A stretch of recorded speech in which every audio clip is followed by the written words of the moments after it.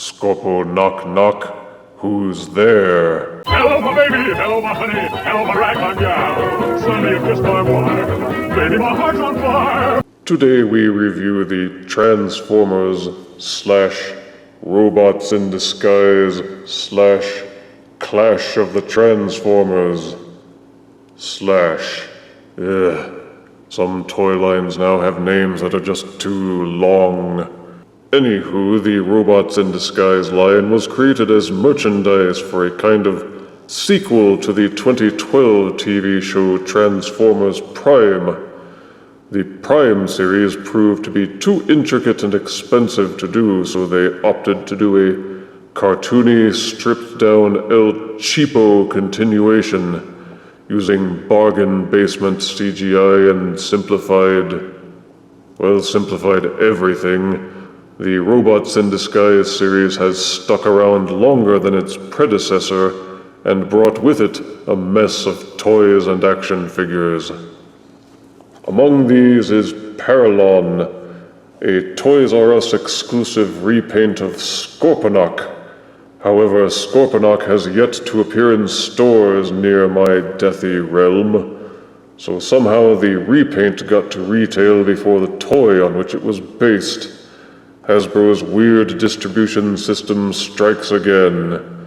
The box is typical deluxe-sized, showing off the figure well, along with illustrations based on the animation model.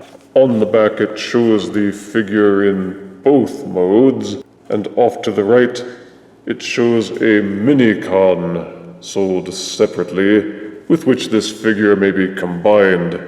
Transformers instructions are off on the left.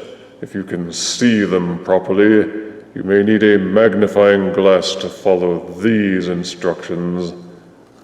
And below there is a multilingual plug for a mobile phone app that corresponds to the TV show and to the toys.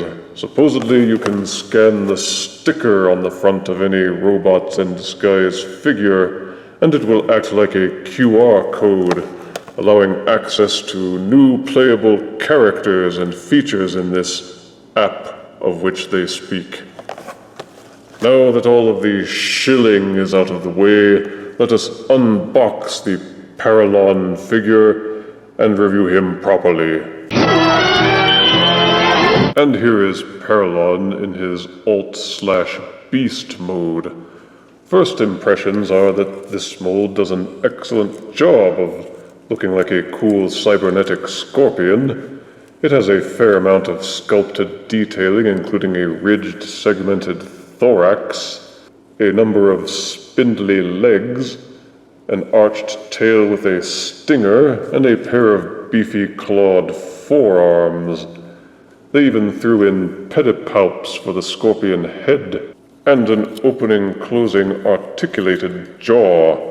The primary color is blue, with some deeper bluish purple on the claws and the head/legs, along with some yellow highlighting, which on the TV show glows and looks really cool, but in toy form is just lame, regular old paint. People who hoped that the size of the robot claws meant that they would be articulated will be disappointed. The claws amount to little more than a pair of slits cut into the plastic of the forearms. They don't open or close, or do anything cool. They don't even really seem to bend at the elbows, although the robot mode elbows do bend. The shoulder pads become the claws and are hollow, and as such they kind of fold around and enclose over the elbows, robbing the Scorpion mode of posability. Fortunately, the shoulder sections are ball-socketed, allowing for a wide range of motion.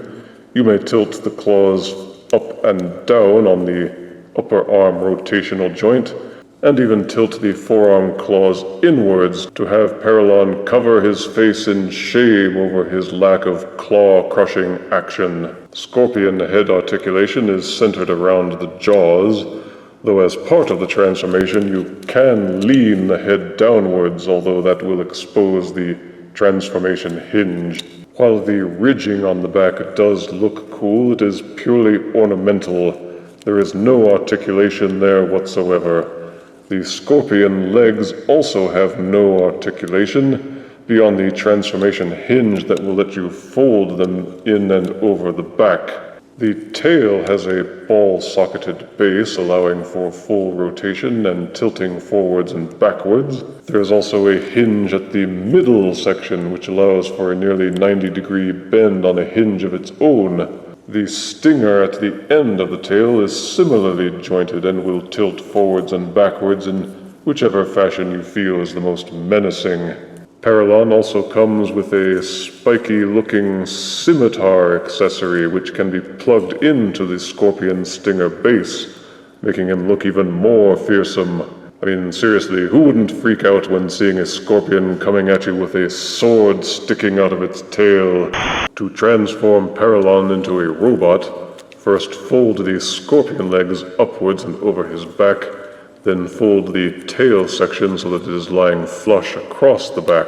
Unpeg the legs from these slots at the base of the scorpion body, then fold them downwards.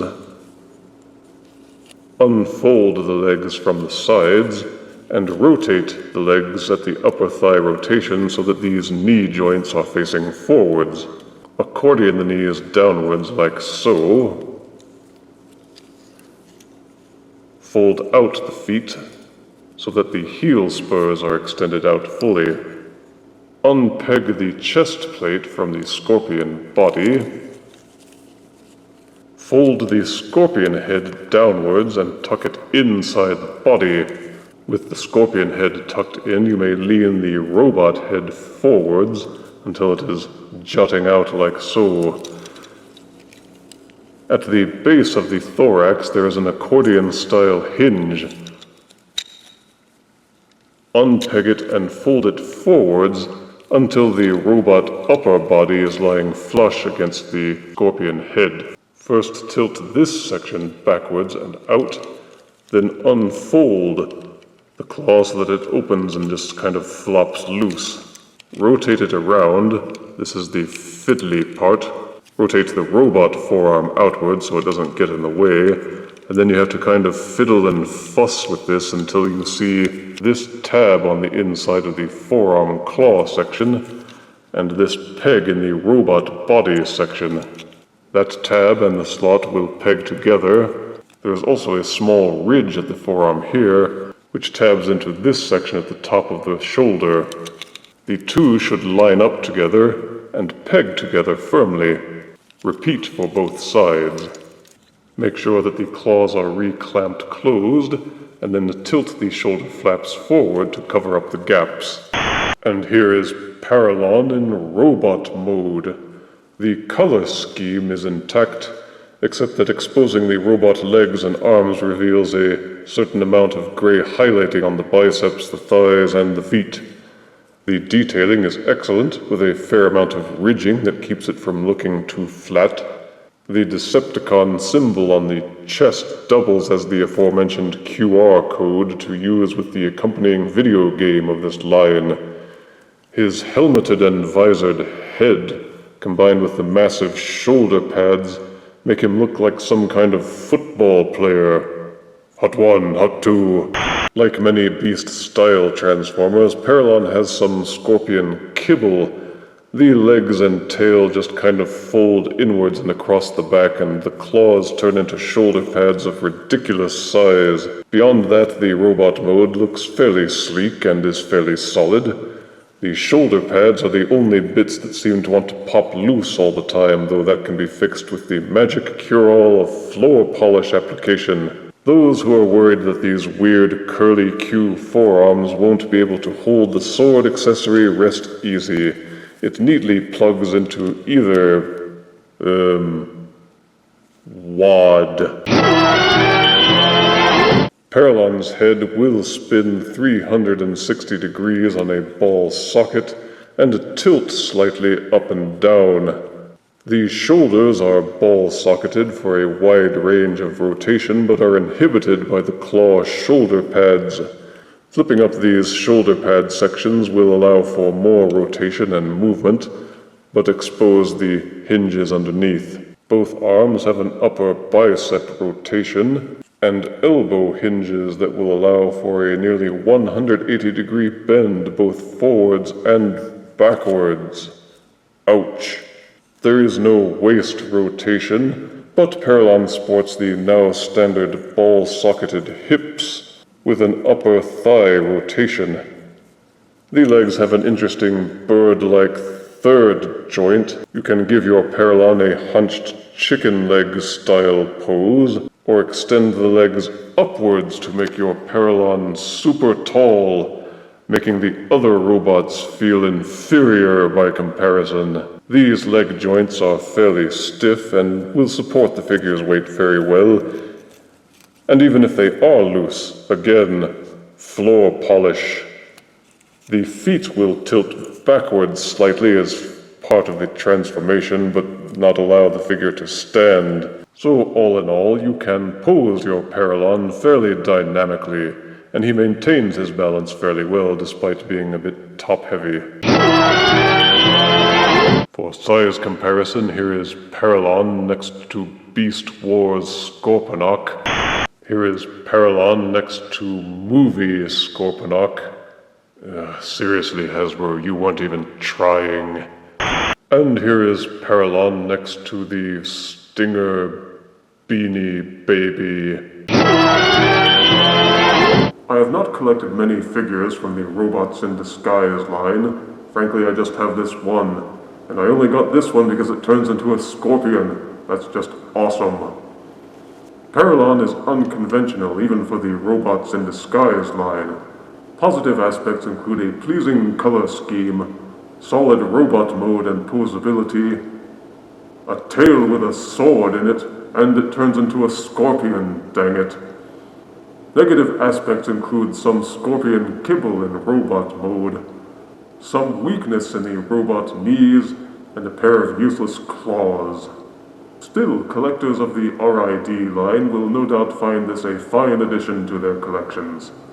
And even if you just think scorpions look cool, you'll probably want to pick one up.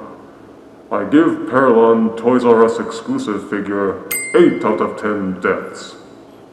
And as to why I like scorpions, well, that's another tale. If you refuse me, honey, you lose me. Then you'll be left alone, oh baby. Tell them all and tell me I'm your own.